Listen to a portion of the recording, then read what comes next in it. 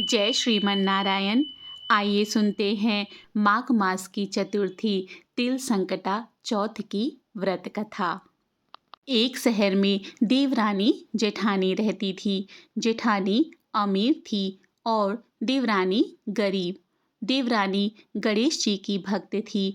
देवरानी का पति जंगल से लकड़ी काटकर बेचता था और अक्सर बीमार रहता था। देवरानी जेठानी के घर का सारा काम करती और बदले में जेठानी बचा हुआ खाना, पुराने कपड़े आदि उसको दे देती थी। इसी से देवरानी का परिवार चल रहा था। माघ महीने में देवरानी ने तिल चौथ का व्रत किया। 5 आने का तिल व गुड़ लाकर तिल कुट्टा बनाया। पूजा करके तिल चौथ की कथा, तिल चौथ की कहानी सुनी और तिल कुट्टा छीके में रख दिया और सोचा कि चांद उगने पर पहले तिल कुट्टा और उसके बाद ही कुछ खाएगी। कथा सुनकर वह जेठानी के यहाँ चली गई। खाना बनाकर जेठानी के बच्चों ने खाना खाने को कहा तो बच्चे बोले, माँ ने तो व्रत किया है और माँ भूखी है। जब माँ खाना खाएगी हम भी तभी खाना खाएंगे। जेठ जी को खाना खाने को कहा तो जेठ जी बोले, मैं अकेला नहीं खाऊंगा। जब चांद निकलेगा तब सब खाएंगे, तभी मैं भी खाऊंगा। जेठानी ने उसे कहा कि आज तो किसी ने भी अभी तक खाना नहीं खाया, तुम्हें कैसे दे दूं? तुम सुबह सवेरे ही बचा हुआ खाना ले जाना। देवरानी के घर पर पति, बच्चे सब आस लगाए बैठे थे कि आज तो त्योहार है, इसीलिए कुछ पकवान आदि खाने को मिलेगा। परंतु जब बच्चों को पता चला कि आज तो रोटी भी नहीं मिलेगी तो बच्चे रोने लगे। उसके पति को भी बहुत गुस्सा आया और कहने लगा कि सारा दिन काम करके भी 2 रोटी नहीं ला सकती तो क्यों काम करती हो? पति ने गुस्से में आकर पत्नी को कपड़े धोवने से मारा। धोवना हाथ से छूट गया तो पाटे से मारा। वह बेचारी गणेश जी को याद करती हुई रोते रोते पानी पीकर सो गई। उस दिन गणेश जी देवरानी के सपने में आए और कहने लगे, धोवने मारी, पाटे मारी, सो रही है या जाग रही है?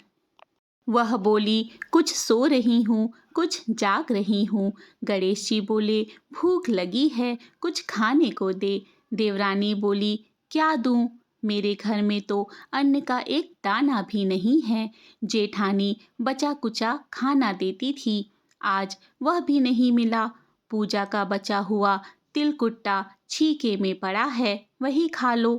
तिलकुट्टा खाने के बाद गणेश जी बोले, धोवने मारी, पाटे मारी, निमटाई लगी है, कहाँ निमटे? वह बोली, यह पड़ा घर, जहाँ इच्छा हो वहाँ निमट लो। फिर गणेश जी बच्चे की तरह बोले, अब कहाँ पोंछूं?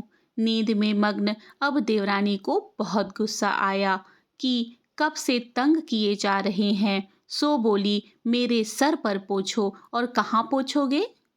सुबह जब देवरानी उठी तो यह देखकर हैरान रह गई कि पूरा घर हीरे मोती से जगमगा रहा है। सिर पर जहाँ विनायक जी पोंछनी कर गए थे वहाँ हीरे के टीके व बिंदी जगमगा रहे थे। उस दिन देवरानी जेठानी के यहाँ काम करने नहीं गई। बड़ी देर तक राह देखने के बाद जेठानी ने बच्चों को देवरानी को बुलाने को भेजा। जेठानी ने सोचा कल खाना नहीं दिया, इसीलिए शायद देवरानी बुरा मान गई है। बच्चे बुलाने गए और बोले, चाची चलो, माँ ने बुलाया है, सारा काम पड़ा है। देवरानी ने जवाब दिया कि अब उसकी ज़रूरत नहीं है, घर में सब भरपूर है और गणेश जी के आशीष से। बच्चों ने घर जाकर माँ को बताया कि चाची का तो पूरा घर हीरे मोतियों से जगमगा रहा है। जेठानी दौड़ती हुई देवरानी के पास आई और पूछा कि यह सब कैसे हुआ। देवरानी ने उसके साथ जो हुआ वो सब कह डाला। घर लौटकर जेठानी अपने पति से कहा कि आप मुझे धोवने और पाटे से मारो। उसका पति बोला कि भली मानस, मैंने कभी तुम पर हाथ नहीं उठाया, मैं तुम्हें धोवने और पाटे से कैसे मार सकता हूँ। वह नहीं मानी और जिद करने लगी। मजबूरन पति को उसे मारना पड़ा। उसने ढेर सारा घी डालकर चूरमा बनाया और छीके में रखकर सो गई। रात में चौथ विनायक जी सपने में आए और कहने लगे, भूख लगी है, क्या खाऊं। जेठानी ने कहा, हे गणेश जी महाराज, मेरी देवरानी के यहाँ तो आपने सूखा तिलकुट्टा खाया था। मैंने तो झरते घी का चूरमा बनाकर आपके लिए छीके में रखा है। फल और मेवे भी रखे हैं, जो चाहे खा लीजिए। बालस्वरूप गणेश जी बोले, अब निपटे कहाँ। जेठानी बोली, उसके यहाँ तो टूटी फूटी झोपड़ी थी, मेरे यहाँ तो कंचन के महल हैं, जहाँ चाहो निपटो। गणेश जी ने पूछा, अब पोछूं कहाँ। जेठानी बोली, मेरे ललाट पर बड़ी सी बिंदी लगाकर पोछ लो। धन की भूखी जेठानी बहुत सुबह जल्दी उठ गई। सोचा घर हीरे जवाहरात से भर चुका होगा, पर देखा तो पूरे घर में गंदगी फैली हुई थी, तेज बदबू आ रही थी।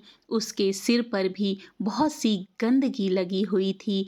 उसने कहा, हे गणेश जी महाराज, ये आपने क्या किया।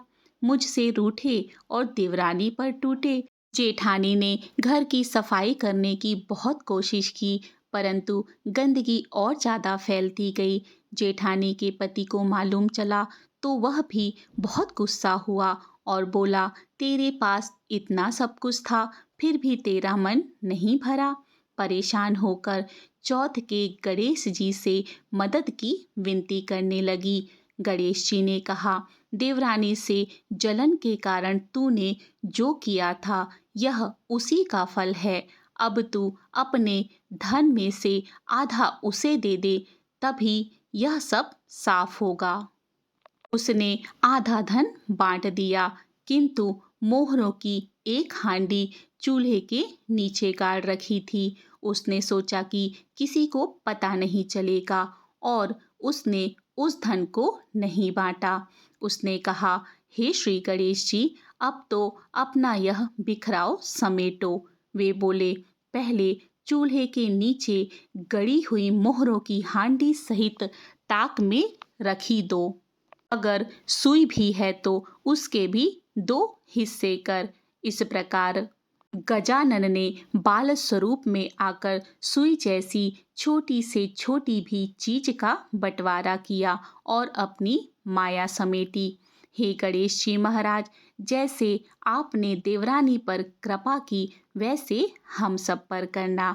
कहानी कहने वाले, सुनने वाले और हुंकार भरने वाले सब पर कृपा करना, किंतु जेठानी को जैसी सजा दी वैसी किसी को मत देना। बोलो गणेश भगवान की जय, चौथ माता की जय। इति श्री संकट चौथ तिल चौथ व्रत कथा। अब आइए जानते हैं तिल संकटा चौथ की पूजा विधि क्या है। भालचंद्र गणेश की पूजा संकट चौथ को की जाती है। प्रातःकाल नित्य क्रम से निवृत्त होकर षोडशो उपचार विधि से गणेश जी की पूजा करें और श्लोक पढ़कर गणेश जी की वंदना करें। गजाननं भूतगणादिसेवितं कपित्थजम्बू फलचारु भक्षणं उमासुतं शोकविनाशकारकं नमामि विघ्नेश्वर पदपंकजम्। इस मंत्र के बाद भालचंद्र गणेश जी का ध्यान करके पुष्प अर्पित करें। पूरे दिन मन ही मन श्री गणेश जी के नाम का जप करें। सूर्यास्त के बाद स्नान करके स्वच्छ वस्त्र पहन ले। अब विधि पूर्वक गणेश जी का पूजन करें। एक कलश में जल भर कर रखें। धूप दीप अर्पित करें। नैवेद्य के रूप में तिल तथा गुड़ के बने हुए लड्डू, ईख, शकरकंद, गुड़ तथा घी अर्पित करें। यह नैवेद्य रात्रि भर बांस के बने हुए डलिया से ढककर यथावत रख दिया जाता है। पुत्रवती स्त्रियां पुत्र की सुख समृद्धि के लिए व्रत रखती हैं। इस ढके हुए नैवेद्य को पुत्र ही खोलता है तथा भाई बंधुओं में बांटता है। ऐसी मान्यता है कि इससे भाई बंधुओं में आपसी प्रेम भावना की वृद्धि होती है। अलग अलग राज्यों में अलग अलग प्रकार के तिल और गुड़ के लड्डू बनाए जाते हैं। तिल के लड्डू बनाने हेतु तिल को भूनकर गुड़ की चाशनी में मिलाया जाता है। फिर तिलकूट का पहाड़ बनाया जाता है। तत्पश्चात गणेश पूजा करके तिलकूट के पहाड़ को तोड़ा जाता है। गणेश पूजन के बाद चंद्रमा को कलश से अर्घ्य अर्पित करें, धूप दीप दिखाएं, चंद्रदेव से अपने घर परिवार की सुख समृद्धि और शांति के लिए प्रार्थना करें। इसके बाद एकाग्रचित होकर कथा सुने अथवा सुनाए।